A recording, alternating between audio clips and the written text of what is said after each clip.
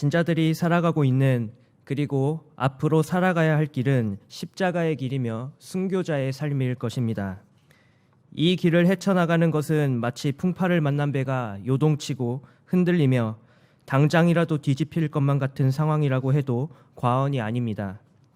아니 어쩌면 자신의 목숨까지도 걸어야 할 우리가 상상하고 있는 그 이상의 힘든 길일지도 모릅니다. 그 길을 자발적으로 걸어간다는 것은 실로 대단한 용기와 결단이 필요합니다. 그렇다면 제자의 도를 걸어갈 수 있게 하는 원동력은 무엇이겠습니까? 오늘 본문은 도저히 불가능할 것만 같은 힘든 길, 때로는 목숨까지도 걸어야 하는 제자의 도를 우리도 걸어갈 수 있다는 확신을 줍니다.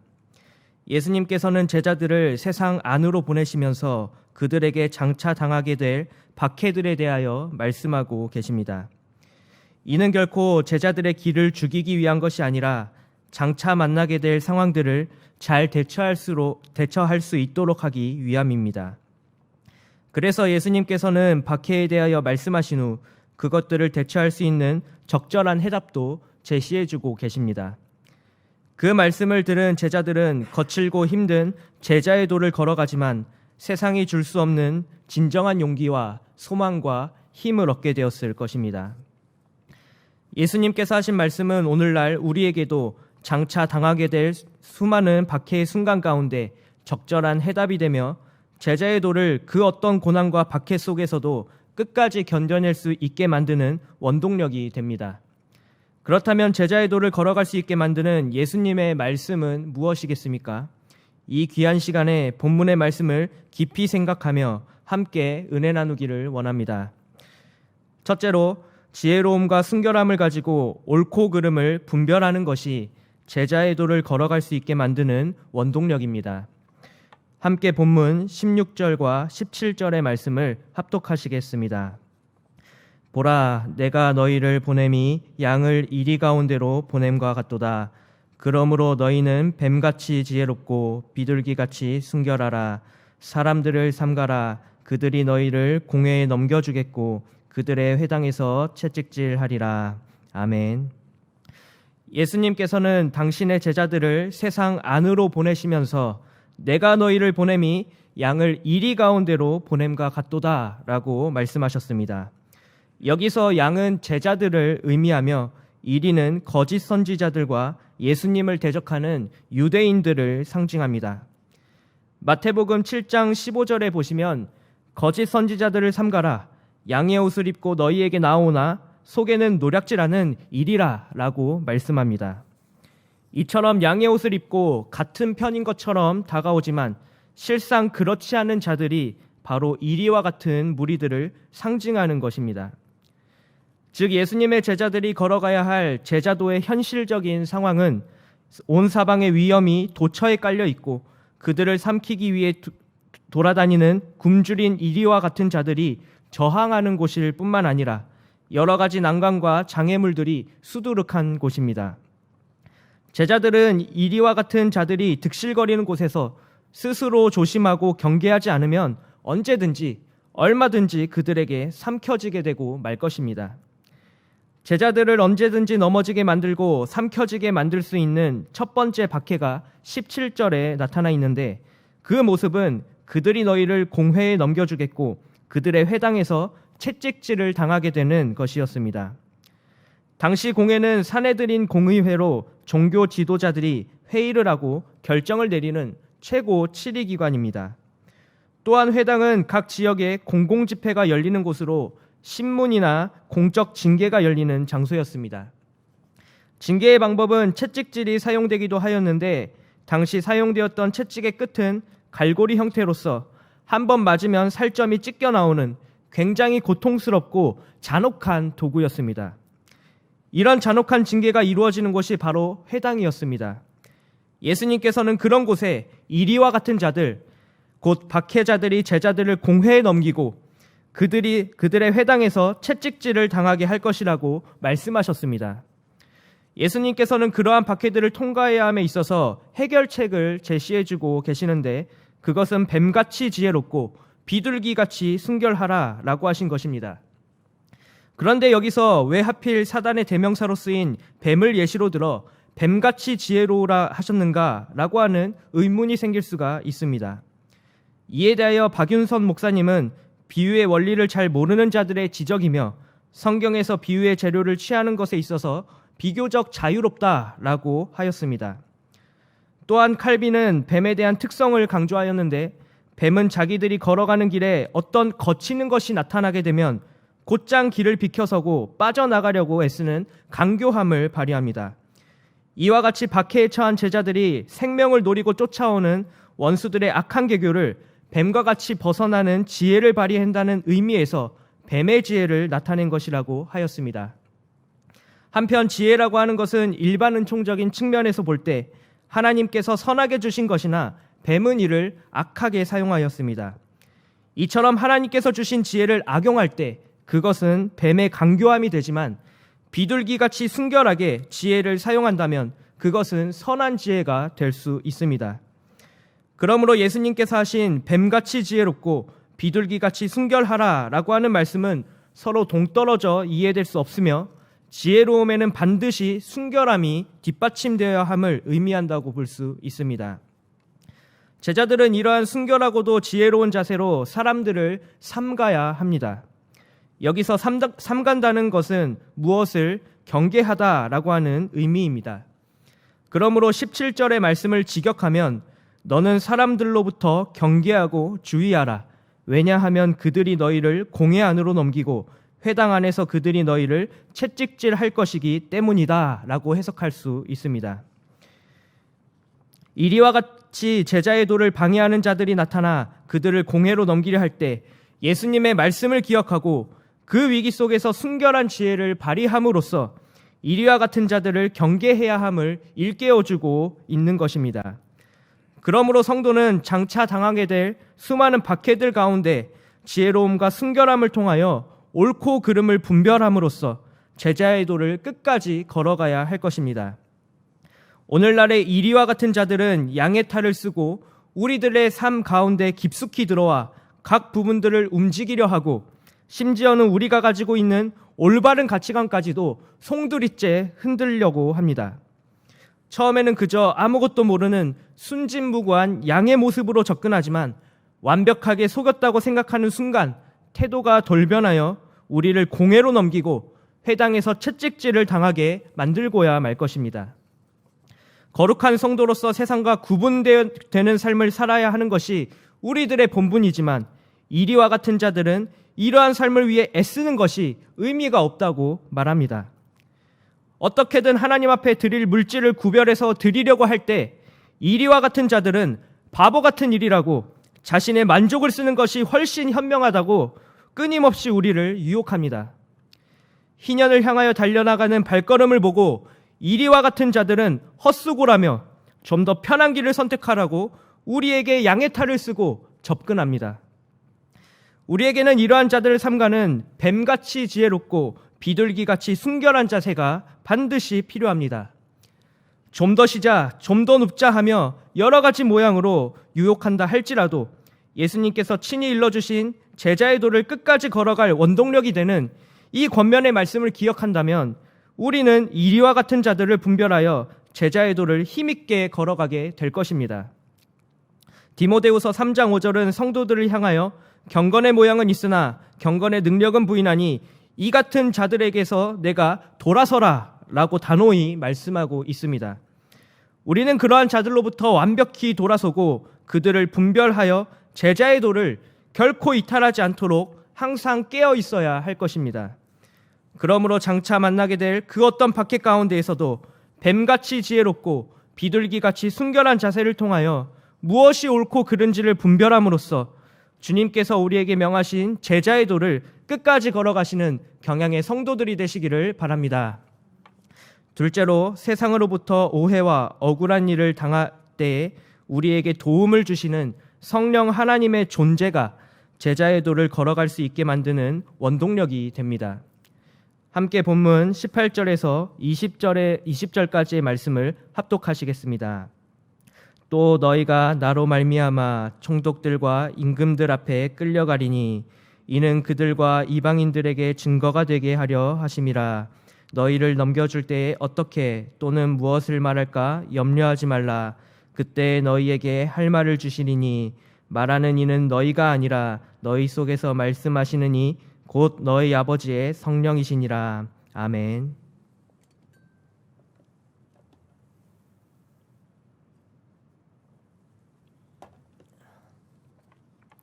첫 번째로 예고된 박해에 대해 알려주신 후 예수님께서는 곧바로 또라고 말씀하시면서 두 번째 당하게 될 박해에 관하여 제자들에게 설명해 주셨습니다. 그 내용은 총독들과 임금들 앞에 끌려가게 될 것이었습니다. 여기서 총독들과 임금들은 이방 지역의 통치자들을 가리키는 말입니다. 앞서 유대인들로부터 박해를 당하게 될 것에 이어서 이번에는 이방인들에게도 박해를 당하게 될 것을 제자들에게 말씀하신 것입니다. 본장에서는 제자들이 왜 총독들과 임금들 앞에 끌려가게 될 것인지에 대한 구체적인 행동들에 대해서는 기록되어 있지 않지만 분명한 것은 나로 말미암아, 즉 예수 그리스도로 인하여 끌려가게 될 것을 말씀하셨습니다. 앞서 제자들을 파송하신 예수님께서는 5절에서 15절까지의 긴 말씀을 통하여 복음을 증거할 때 지켜야 할 여러 수칙들에 대해 말씀하셨는데 그 내용은 누구에게도 피해를 주지 않는 것들이었습니다. 그러한 수칙들을 지키면서 제자의 도를 성실하게 걸어가는 제자들에게서 굳이 끌려갈 이유를 찾아낸다면 그것은 예수님의 이름 때문이었습니다. 예수님께서는 이와 같은 일들을 나로 말미암아 당하게 될 것이라고 말씀하시며 너희를 넘겨줄 때에 어떻게 또는 무엇을 말할까 염려하지 말라라고 위로해주고 계십니다. 누구든 다른 사람들로부터 오해를 당하고 억울한 사건에 휘말린다면 당황하며 어찌할 줄 모르는 것이 지극히 당연한 모습일 것입니다. 제자들 역시 총독들과 임금들 앞에 끌려가게 된다면 동일하게 당황스럽고 답답하고 억울한 마음에 입술조차 쉽게 열리지 않을 것입니다. 예수님께서는 이러한 상황들을 이겨낼 수 있는 방법들을 제시해주고 계시는데 바로 아버지의 성령이 너희에게 할 말을 알려주신다고 하셨습니다. 여기서 성령은 요한복음 14장 26절에 보혜사 곧 아버지께서 내 이름으로 보내실 성령 그가 너희에게 모든 것을 가르치고 내가 너희에게 말한 모든 것을 생각나게 하리라 라는 구절에 나타난 성령과 동일한 헬라어가 사용되었습니다. 즉 성령은 제자들을 돕는 분이심을 의미합니다. 사도 바울은 고린도전서 2장 4절의 말씀을 통하여 내 말과 내 전도함이 지혜에 권하는 말로 하지 아니하고 다만 성령의 나타남과 능력으로 하여 라고 말하고 있습니다. 이처럼 성령 하나님께서는 우리를 도우시며 마땅히 할 말을 더해 주시는 분이십니다. 우리를 도우시는 성령 하나님의 능력은 우리의 상황만을 대변하는 것으로 끝나는 것이 아니라 나아가 더 큰 역사를 나타내게 되는데 그것은 18절에 이방인들에게 증거가 되게 하려 하심이라 라고 말한 것을 통해 알 수 있습니다. 이 말씀은 곧 그들이 성령 하나님의 도우심으로 말미암아 복음을 담대히 전하게 될 때 이방인들에게도 예수 그리스도가 역사하시게 된다는 것을 의미합니다. 성령 하나님께서는 이러한 상황까지도 합력하여 선을 이루시는 가운데 당신의 복음을 증거합니다. 그러므로 성령 하나님의 도우심은 제자들로 하여금 힘과 위로를 얻어 끝까지 제자의 도를 걸어갈 수 있게 만드는 원동력이 된다는 사실을 반드시 기억해야 합니다. 제가 즐겨보는 프로그램 유퀴즈 온 더 블럭에서 영화 재심의 실제 주인공인 박준영 변호사가 나온 것을 본 적이 있습니다. 영화 재심은 2000년 8월경 전라북도 익산시 약촌 오거리에서 발생한 택시기사 살인사건을 다룬 영화입니다. 이 살인사건의 용의자로 지목된 사람은 당시 15세였던 배달원이었습니다. 그는 자신이 죄를 짓지 않았음에도 불구하고 경찰의 강압 수사를 견디지 못해 죄를 인정하고 억울하게 누명을 쓰게 되었습니다. 이후 10년간 옥살이를 하였고 살인사건의 피해자에게 지급된 보험금을 갚아야 하는 최악의 상황을 마주하게 되었습니다. 절망의 순간 박준영 변호사를 만나게 되었고 그는 억울하게 누명을 쓴 배달원을 위해 재심 변호인으로서 최선을 다하였습니다. 그 결과 배달원은 살인범으로 누명을 쓴 지 16년 만에 재심을 통하여 무죄 확정 판결을 받게 되었습니다. 박준영 변호사는 자신이 할 수 있는 최선의 능력을 발휘하여 그를 도왔고 뿐만 아니라 각종 언론에까지 소개되어 그의 선행이 더욱 알려지게 되었습니다. 이처럼 다른 사람을 위해 자신의 모든 것을 쏟아부어 도움을 주는데 하물며 제자된 우리들이 예수님의 이름으로 말미암아 세상으로부터 억울한 일을 당하고 오해를 당할 때 성령 하나님의 도우심은 어떠하시겠습니까? 사람이 다른 사람을 돕는 것 그 이상으로 우리에게 지혜와 명철을 더하심으로 할 말을 더하여 주실 것은 물론 그 모든 상황들을 합력하여 선을 이루시어 오히려 더 큰 역사를 나타내게 하실 것은 너무도 당연한 일이 아니겠습니까? 성령 하나님께서는 우리가 처한 여러 억울한 일과 오해로부터 건전해 주시며 도우시는 분이심을 절대로 잊어서는 안 됩니다. 당신의 감지 않으시는 눈동자로 우리를 늘 지켜 보호하시고 언제나 우리에게 도움을 주시는 든든한 분이 계시기 때문에 우리는 현대판 총독들과 임금들로부터 당하는 오해와 억울한 일로 인하여 결코 좌절할 필요가 없습니다.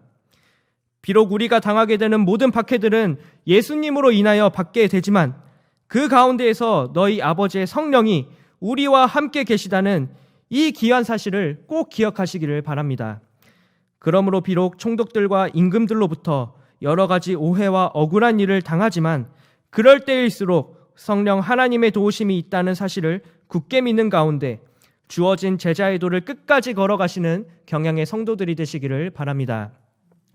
셋째로 세상으로부터 미움을 당해도 변치 않는 확고부동한 구원의 확신이 제자의 도를 걸어갈 수 있게 만드는 원동력이 됩니다.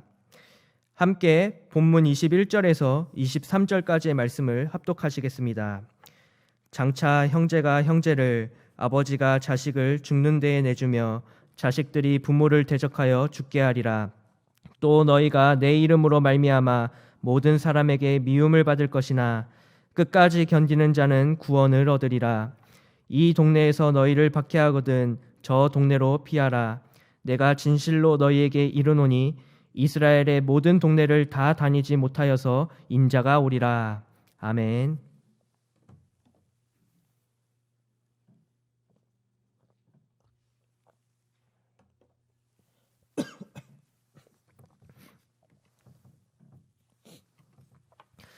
제자들이 장차 당하게 될 고난은 점점 더 그 새가 커지는 모습을 보입니다.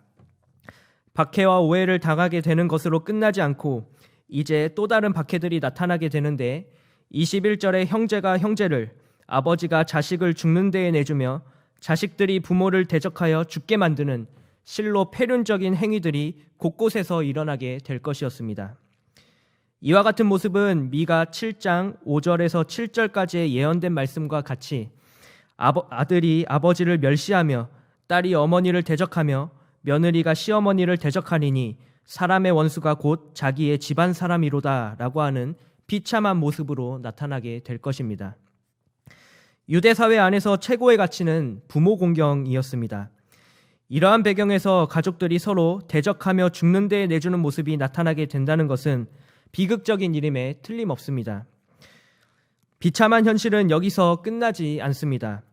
예수님께서는 22절에 또 라고 말씀하시면서 장차 당하게 될 박해, 즉 모든 사람에게 미움을 받게 될 것이라고 말씀하셨습니다. 18절에서와 마찬가지로 내 이름으로 말미암아 라고 말씀하시면서 모든 사람에게 미움을 당하게 되는 분명한 이유를 제자들에게 설명해 주셨습니다. 제자들이 아무리 예수님의 이름으로 선하고 정당한 일을 한다고 해도 그들은 예수님의 이름으로 말미암아 모든 사람에게 미움을 받게 될 처지에 놓인 것입니다.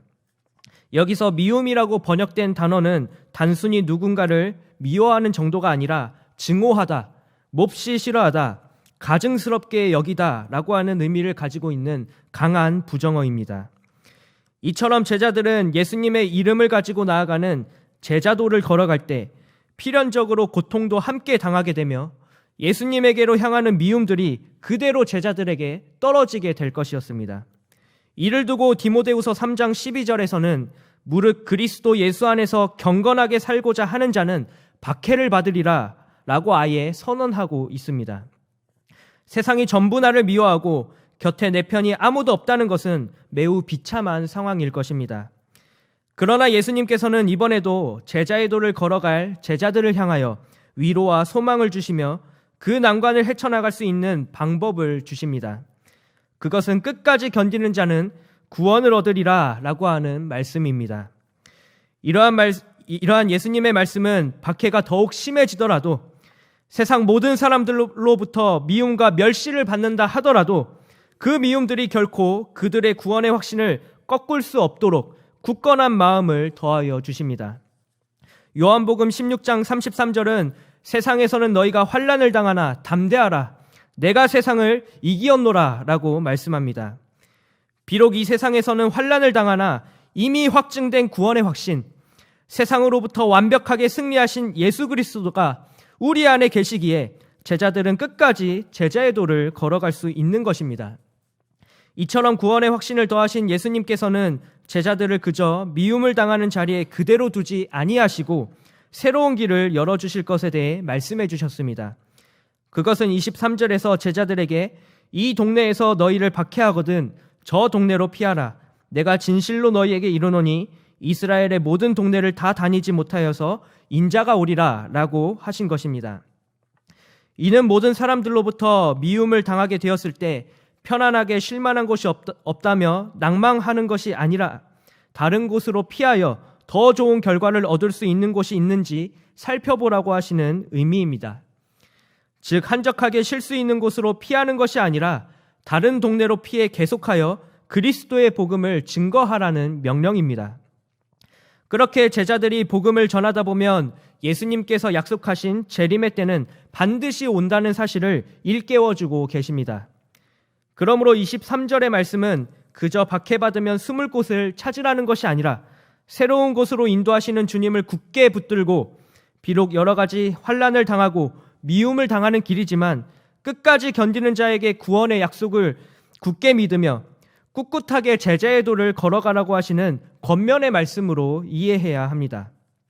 이처럼 제자의 도를 걸어감에 있어서 비록 환난을 당하고 세상으로부터 미움을 당하게 되는 실로 비참한 상황에 처해 있더라도 이미 확증된 구원의 확신이 분명하다면 우리는 계속하여 제자의 도를 끝까지 걸어갈 수 있게 된다는 사실을 반드시 기억해야 합니다. 힘든 길인 것을 잘 알면서도 확실한 보상이 있다면 그것 하나만으로도 그 길을 걸어갈 수 있게 됩니다.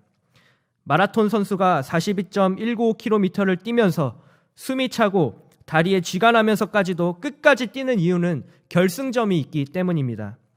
그 결승점이 확실하게 주어져 있기 때문에 그 어떤 어려움 가운데에서도 포기하지 않고 완주해낼 수 있게 되는 것입니다. 이는 제자의 도를 걸어가는 우리에게도 동일하게 적용할 수 있습니다. 우리에게는 구원의 확신이라는 확고부동한 결승점이 분명하게 있기 때문에 그 어떤 고난 가운데에서도 포기하지 않고 끝까지 완주해낼 수 있게 됩니다. 그 길을 걸어감에 있어서 아무리 핍박과 고난이 따라온다 해도, 세상으로부터 미움을 받는다고 해도 확고부동한 구원의 약속 때문에 멈출래야 멈출 수가 없는 것입니다. 오늘날 제자의 도를 걸어가고 계시는 경양의 성도님께서는 한 번쯤은 예수님으로 인한 미움과 핍박들을 경험해 보셨을 것입니다. 민족의 명절인 설날에 친척들과 모인 자리에서 제사를 거부하고 복음을 전하면서 받게 되는 미움과 조롱이 있을 것입니다. 주말 근무 시 직장 상사에게 주일 성수를 해야 한다고 말했다가 온갖 꾸지람을 들어 마음이 상할 때도 있을 것입니다. 학생들은 주일만큼은 학원에 가지 않고 예배드리겠다고 말하면서 눈치를 보아야 하고, 운동을 하는 친구들은 주일에 훈련에 빠지겠다고 하면 코치로부터 심한 욕설까지도 들어야 할 것입니다. 그러한 상황을 직면하게 된다면 정말이지 제자의 도를 그만 포기하고 싶을 때가 찾아올지도 모릅니다.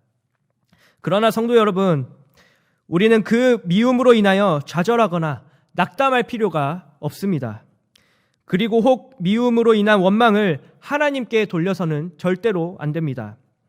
오히려 세상이 우리를 미워하는 것에 있어서 당연하게 여겨야 합니다. 왜냐하면 마태복음 24장 9절에서 그때의 사람들이 너희를 환난에 넘겨주겠으며 너희를 죽이리니 너희가 내 이름 때문에 모든 민족에게 미움을 받으리라 라고 예수님께서 제자들에게 종말의 때를 설명하셨기 때문입니다. 그러면서 13절에 그러나 끝까지 견디는 자는 구원을 얻으리라 라고 말씀하셨습니다. 이와 같이 종말의 때가 가까워지면 가까워질수록, 하나님의 때가 가까워지면 가까워질수록 제자들에게 닥치는 환난은 더욱 거세지고 필연적으로 미움을 받는 상황이 나타나게 될 것입니다. 그러나 이미 확증된 구원이 있다는 이 사실만을 굳게 믿는다면 우리는 제자의 도를 흔들림 없이 걸어갈 수 있게 될 것입니다. 그러므로 세상이 우리를 미워하더라도 우리를 사랑하시되 끝까지 사랑해 주시는 우리 주님만을 생각하며 제자의 도를 흔들림 없이 걸어가 끝내 생명의 관을 받아 누리는 경양의 모든 성도들이 되시기를 바랍니다. 사랑하는 경양의 성도 여러분, 그리고 헌신을 다짐하시는 4에서 6 남전도의 회원 여러분, 흔들림 없이 한 길을 가는 것은 쉽지 않은 일입니다. 그 길을 걷다 보면 다른 길로 가는 것이 더 편해 보이기도 하고 여기가 아닌가 싶어 우회해서 가는 경우도 있고 힘들어서 포기하고 싶을 때도 있습니다. 이는 우리가 걸어가야 하는 제자의 도에서도 필연적으로 나타나게 됩니다. 어떻게든 제자의 도를 이탈하게 만들려는 현대판 이리들의 괴율이 우리의 마음을 흔들어 놓습니다.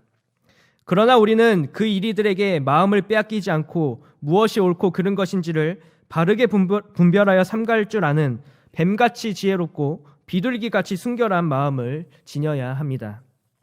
또한 우리는 순수한 마음으로 예수 그리스도의 복음을 증거하지만 예수님의 이름으로 말미암아 박해를 받게 되고 이 시대의 총독들과 임금들로부터 오해와 억울한 일을 당하게 될 때 성령 하나님께서 도움을 주시며 오히려 복음의 진보가 나타나게 하시는 사실이 제자의 도를 걸어갈 수 있게 만드는 원동력이 된다는 사실을 기억해야 합니다. 그리고 더 나아가 세상으로부터 온갖 미움을 당한다 하더라도 우리는 제자의 도를 이탈하는 것이 아니라 끝까지 견디는 자에게 주시는 변치 않을 확고부동한 구원의 약속을 기억하며 그 길을 힘있게 걸어가야 합니다. 이처럼 지혜로움과 순결함, 우리를 도우시는 성령 하나님의 존재, 그리고 확고부동한 구원의 약속은 우리로 하여금 제자의 도를 완벽하고도 흔들림 없이 걸어갈 수 있게 만드는 원동력이 됩니다. 우리의 마음은 요동치는 갈대와 같아 좌로나 우로나 쉽게 치우쳐지는 연약한 존재이지만 그런 우리를 붙잡아 주시고 위로와 소망을 더해 주시는 주님만을 더욱 의지하시기를 바랍니다. 그러므로 제자의 도를 걸어가는 힘이 살아계신 하나님의 말씀으로부터 나온다는 사실을 굳게 믿으며 꿋꿋하게 힘찬 발걸음을 주님과 함께 내디디시는 경양의 모든 성도님들과 특별히 헌신하시는 4에서 6 남전도의 회원들이 되시기를 간절히 바랍니다.